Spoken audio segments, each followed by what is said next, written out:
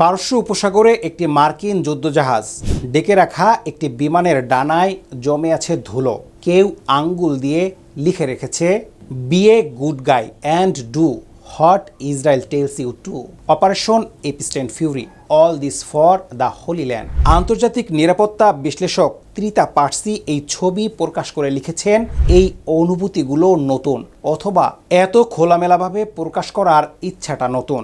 এই লেখাগুলো কোনো বিরোধী রাজনীতিকের নয়, এগুলো লিখেছে স্বয়ং মার্কিন সেনাবাহিনীর সদস্যরা।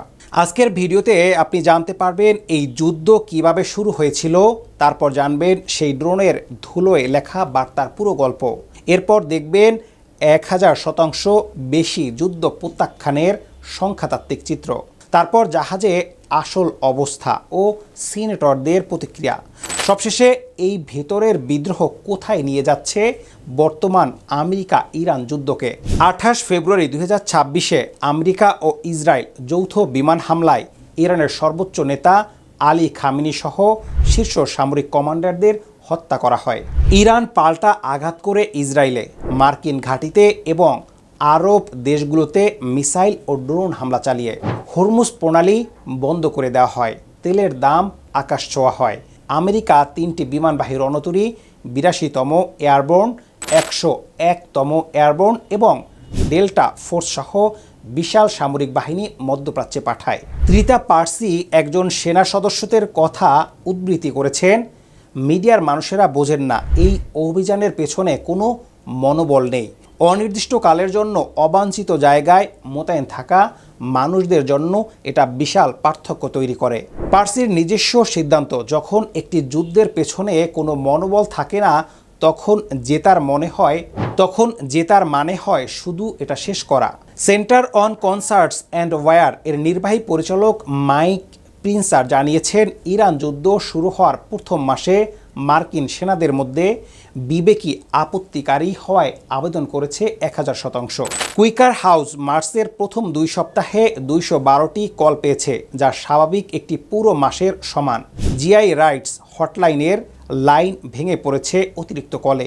এবার একটি নতুন কারণ উঠে এসেছে, মরণ ভয় নয়, বরং নৈতিক প্রত্যাখ্যান, অন্যায় যুদ্ধে হত্যা করতে অস্বীকৃতি।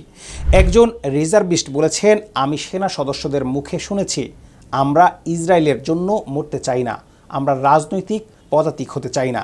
6 আগস্ট 2026-এ ইউএসএস আব্রাহাম লিঙ্কনের নাবিকদের পরিবারের সাথে নৌবাহিনীর শীর্ষ কর্মকর্তাদের বৈঠকের রেকর্ডিং ফাঁস হয়েছে। পরিবারগুলো জানিয়েছে, জাহাজে গোসলে মিলভিউ, মনোবল তলানিতে চরম ক্লান্তি, খাবার ও সরবরাহ সংকট, দূষিত পানি। ইউএসএস জেরাল্ড ফোর্ড এ টয়লেট ব্যবহারে বিকল হয়ে পড়ে, ডেকে নোংরা ছড়িয়ে পড়েছে। 12 আগস্ট সিনেটের বুলুমান্থ প্রতিরক্ষা মন্ত্রী হেক্সেতের চিঠি লিখে কারণ ব্যাখ্যা চেয়েছিল, তবে এর কোনো সদুত্তর পাওয়া যায়নি। ট্রাম্পের সমালোচকরা এই যুদ্ধকে অ্যাপিস্টিন ওয়ার বা অপারেশন অ্যাপিস্টিন ফিউরি বলে ডেকেছেন। ইঙ্গিত হলো, জেফ্রি অ্যাপিস্টাইন ফাইল প্রকাশ থেকে দৃষ্টি সরাতে এই যুদ্ধ শুরু করেছিলেন ডোনাল্ড ট্রাম্প। সত্য মিথ্যা যাই হোক, এই নামটা এখন মার্কিন সেনারা নিজেরাই ব্যবহার করছেন। এটাই বলছে যুদ্ধের প্রতি তাদের অবিশ্বাস কতটা গভীরে। পেন্টাগন এই ঘটনাকে ছোট করে দেখছে। আনুষ্ঠানিকভাবে অনুমোদিত আবেদনের সংখ্যার মোট কর্মীর তুলনায় নগণ্য, কিন্তু মানবাধিকার সংস্থা ও সামরিক আইনজীবীরা সতর্ক করেছেন। তারা বলেছেন, আবেদনের সংখ্যা ও অনুসন্ধানের সংখ্যার মধ্যে বিশাল ফারাকের কারণ হলো প্রতিশোধের ভয়। অনেকে ফোন করেন জিজ্ঞেস করতে, জেলে না গিয়ে কি জাহাজে না উঠে কি থাকা যায়? উত্তর হলো না, ব্যবস্থাটা তাদের রক্ষার জন্য নয়।